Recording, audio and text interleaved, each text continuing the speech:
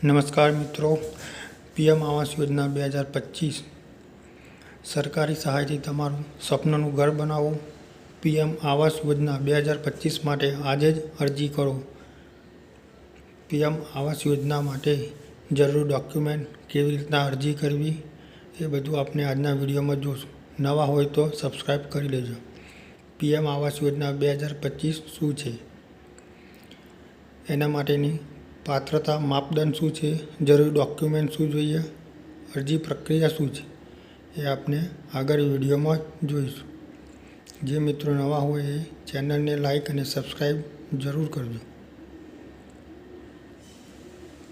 આ પ્રધાનમંત્રી આવાસ યોજના 2025 ભારત સરકાર દ્વારા શહેરી વિસ્તારોમાં આર્થિક રીતે નબળા વર્ગો, ઓછી આવક ધરાવતા જૂથો અને મધ્યમ આવક જૂથો માટે સસ્તું આવાસ પ્રદાન કરવાની પહેલ છે. જો તમે ઘર ધરાવવાનું સપનું જોતા હોય તો આ યોજના તમને તે ધ્યેય હાંસલ કરવા મદદ કરવા નાણાકીય સહાય આપે છે.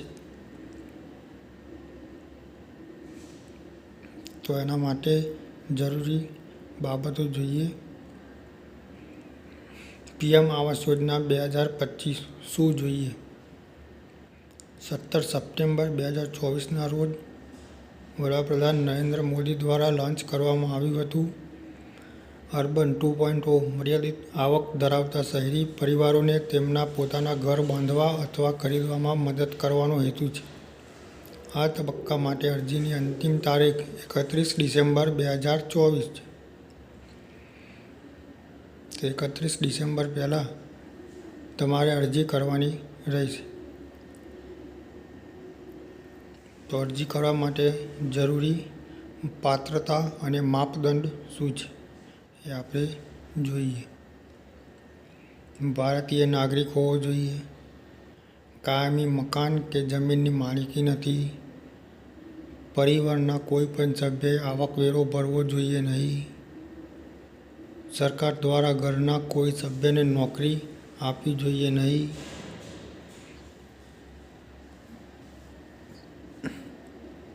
એની પાત્રતા.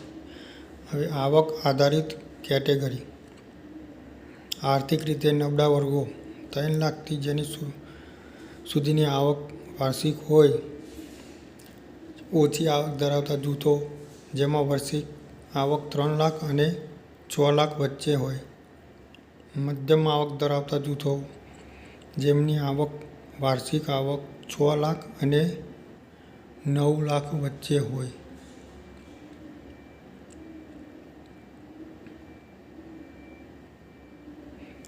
જરૂરી ડોક્યુમેન્ટ. પીએમ આવાસ યોજનામાં અરજી કરવા માટે જરૂરી ડોક્યુમેન્ટ કયા? તો આધાર કાર્ડ, પાન કાર્ડ, આવકનું પ્રમાણપત્ર, જાતિનું પ્રમાણપત્ર, બેંક ખાતાની પાસબુક, સરનામાનો પુરાવો, જમીન માલિકીના દસ્તાવેજો, પાસપોર્ટ સાઇઝનો ફોટો અને મોબાઈલ નંબર.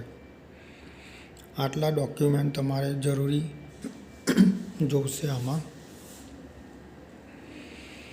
ઓનલાઈન અરજી કેવી રીતના કરવી, તેના માટે તમારે આ પ્રધાનમંત્રી આવાસ યોજનાની વેબસાઇટ ઉપર જવાનું રહેશે. pmayurban.government.in આ વેબસાઇટ ઉપર તમારે અરજી કરવાની રહેશે.